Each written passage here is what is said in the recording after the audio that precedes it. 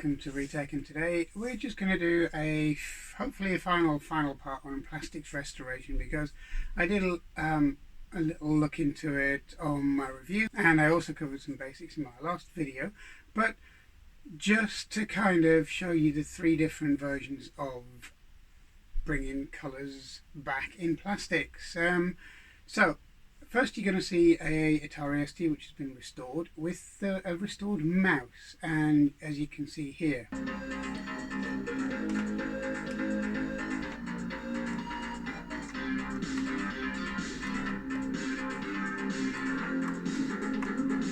now the mouse was restored by literally sanding, or colour sanding as you would have called it in the kind of old days of painting and repainting cars, where you would flatten the surface to give it a nice finish and to bring back the colour. Well, that's basically what I did on the mouse you can see here, and it's almost, but not quite, a perfect match. It's about as close as you can get without bleaching the product. Okay, so that's one option, and what I'm going to do today is I'm going to cover two other options that you've got: RetroBright, and you'll see why I don't think, when the plastics are really bad, it's worth even doing or contemplating. It's better going down other routes. So first off, you can see three mics here, and you can see the one in the middle, which is slightly different tinge, but not massively that far away from the two on the left and the right. This one again is one that wasn't badly affected by the leaching of the chemicals, which turns them into kind of the wrong colour, a yellowish kind of tinge. Now this was just flattened very gently, colour flattened, sanded, and it brought 99% of the colour back through. And it's, you know, if you look at the bottom as well, it's pretty damn close really, and that's quite a nice mouse overall, and that wouldn't disgrace any Atari ST. The other two, which are, they were too far gone to colour sand, and we'll show you in this video how, because by sanding these two, the colour was never going to come back. You see, you've got to be able to colour sand them when the colour is in the surface, and you can just do that by gently rubbing a corner of your plastics, and if it starts to change colour and it starts coming back to your original colour, you know it's only surface deep, which is good. These two, especially this one, was right through. It was literally all the way through the plastics from top to bottom. Every part of the plastic was horribly discoloured. Now all you're going to do if you RetroBright that is to have a very short-term fix, and it's going to come back through because it's all the way through the plastics. Now after colour sanding these two, this one was getting better, this one wasn't, as you'll see. And basically what I did is I decided that once the surface was taken off and we know it was all the way through, the only option I had was to colour them, which is what I did here. And then they were painted in the original match to the original colour of the machine. You see, even if you look underneath the machine and you think, oh, that's the right colour, it's not, because it still had the attack of the degradation due to chemical breakdown. And you know, it might not be as marked, but it is still there. But this was colour matched to the original finish of the ST, and when you put them side by side, you can still see a colour difference. You know, it's not enough to warrant a massive problem though, and I wouldn't particularly think that was going to be a huge problem if it was mine.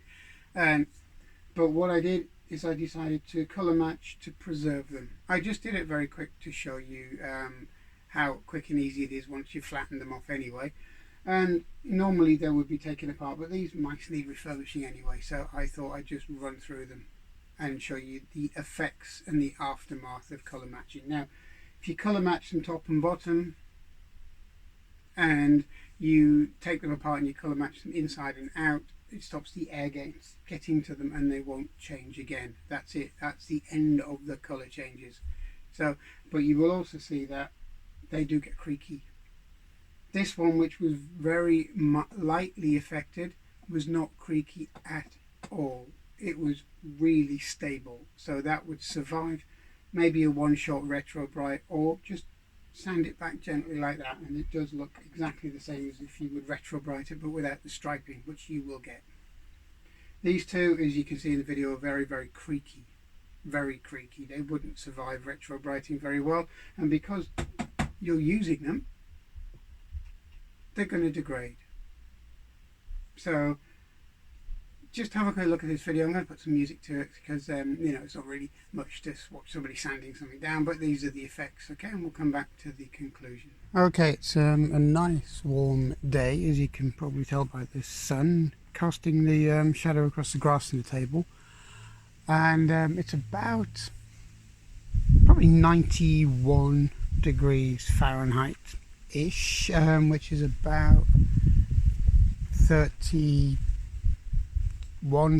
degrees centigrade roughly, and basically what I'm going to do is I'm going to refurbish a few mice just to prove a little bit of a point, really, to show you that you don't need to use chemicals. Now this one, just going to use that one as a control. Okay, so if I put it in the direct sunlight, you can see it's quite a decent mouse. It's a little bit discoloured here and there, but it's not bad at all, and we will clean this one up. The next one is this one. So if I put them together, you can see how discoloured it is, and then followed by the third one, which is really badly discoloured. Now we're going to start off with the not so discoloured mouse, and then we're just going to clean it up, and all we're going to use is this. It's literally just a scratch pad that you use for automotive repairs, you know, just gently sanding down small scratches, etc. So that's what we're going to use. So what we'll do is, it might be a long video just watching this. I'm going to put some music to it, and we'll probably fast forward it a little bit as we go. Okay, so we're going to start off with the most discoloured one first, and we're just going to move the other two out of the way. Now as you can see, it's pretty bad, but it does work, and as you can see the colour on the bottom, we're going to leave that as a control, and if you compare that to the control mouse, that's roughly the right colour. So we're just going to use this, and we're just going to make a start.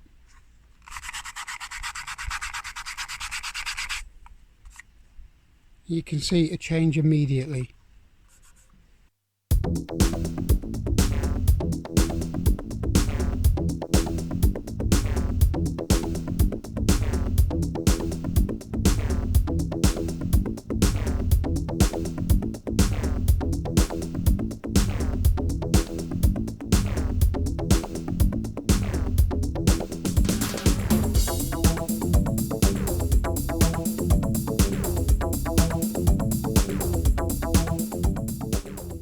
Now you can actually see it has changed colour. It's got lighter compared to the darker side that it was originally, but it's still nowhere near the side of the bottom of the mouse in terms of colour. Now the reason for that is because the actual issues got all the way through the plastic, right the way through, not just the top layer of the plastic. The actual chemical reaction which has made it change colour has got all the way through, and as you can see, it's even starting to creep in on the bottom where it's been kind of relatively hidden. So I've got two options with that one. One is to RetroBright it. It's fairly thick plastic, but it's quite chunky, but it is starting to get brittle. Now I've done the same with this one, and that one's come up a much better colour. Still not perfect though, because the colour started to creep, or the chemicals are starting to creep through all the way through the plastic from that to that. Okay, from that darker hue there to the lighter sanded hue there. Now that will come up because it's not massively far away now from this one. Remember, that was the medium dark one. So this one you're never going to bring back by sanding the surface layer, so that one will have to be something else. This one though, I can continue with a very fine sanding block, which is what I'm going to do now.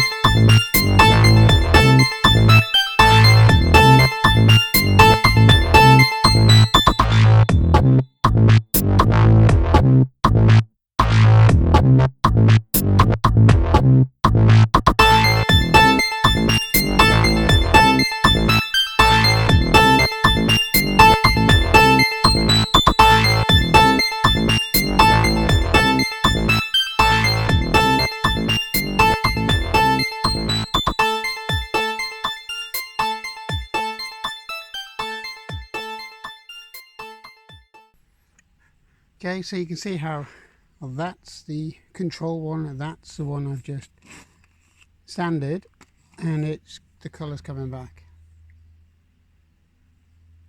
But even the control one is slightly off, only just very slightly off in comparison to an original one. So what we're going to do is we're just going to sand that one back. This one I'm not happy with because, again, you can see on the top of the keys where it's actually gone right through the plastic, the chemical reaction.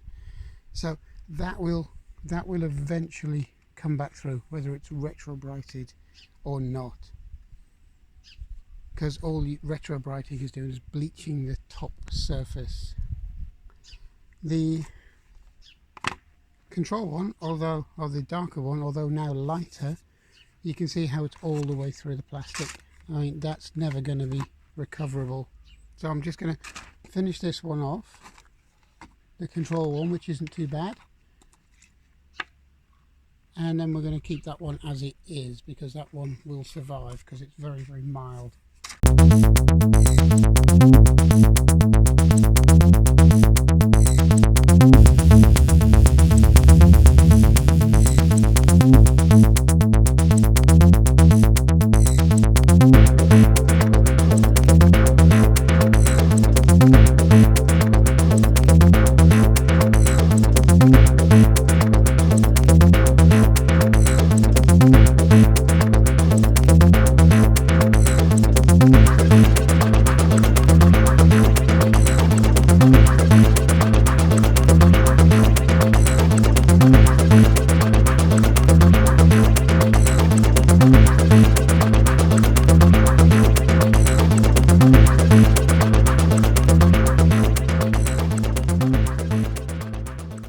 And then that's it, real time, done. That's not going to come back, not for a massively long time. Top, side, bottom, it's all the same. All it needed was that tiny bit of top surface just taking off. So if you now compare it to the second best one, you can actually see the green, yellowish kind of green tinge sitting under the plastic on that one. That will come through. There was no point in RetroBrighting this and making it creaky, because this one, really squeezing there, isn't creaky at all. This one, that's what the chemical reaction does to the overall strength in the plastic, so don't RetroBright. This one, the same.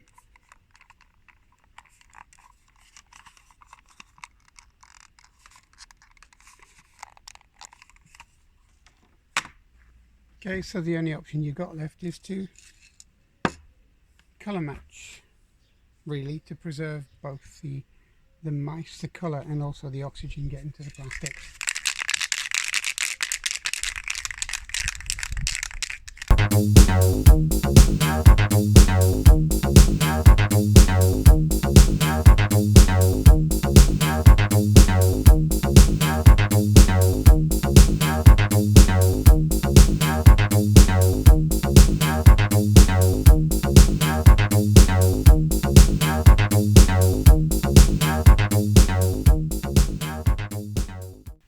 Okay, so as you can see by the video, my preferred option is lightly damaged or marked plastics. Give them a quick colour sand. You'll get almost all of the colour back like this. If they're heavily soiled, heavily damaged, and by sanding them you'll know that, and it's all the way through, RetroBrighting isn't going to work very well. It's going to come back very quickly and it's going to degrade the plastics. Okay, there's enough scientific papers out there to prove that RetroBrighting damages the plastics. Eventually they will fail. Now, sealing out the oxygen and colour matching is probably the safest option for your plastics long term. And even if you are using them on a daily basis, which I don't think many of us are now, I think we're using them sporadically or as a hobby on a weekend, or when you want to try an old or a new old piece of software, etc., then the paint option, using something that's been left to cure and harden off for a week, not just painted and used, the paint option will last a long time before it wears through. It's the same as, you know, your TRS-80 rather painted silver. After about a decade or so, the paint does start wearing. Depends on how much you use it, but it's a very easy process to correct. It's not something you can't do within about 15 minutes to correct the issue once it starts wearing through the paint. Same as you would do on anything else, like your car or your bike or your door frames or your window frames or whatever you paint normally, including your garden furniture, etc. So yeah, my preferred option is to avoid RetroBrighting as much as possible, sand and make good, or colour match and make permanent. Okay, so thanks for watching. It's up to you what you do, but these are the options. Okay, so thanks for watching. I hope you enjoyed this and I hope to see you soon. I hope you enjoyed the bit of music with the sanding. Okay, thanks a lot and I'll see you soon. Bye bye.